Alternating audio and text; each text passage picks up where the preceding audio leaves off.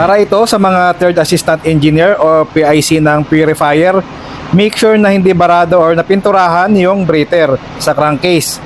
Ano mangyayari kapag barado yan? Magbi-build up yung pressure sa crankcase at doon lalabas sa ating mga oil seal.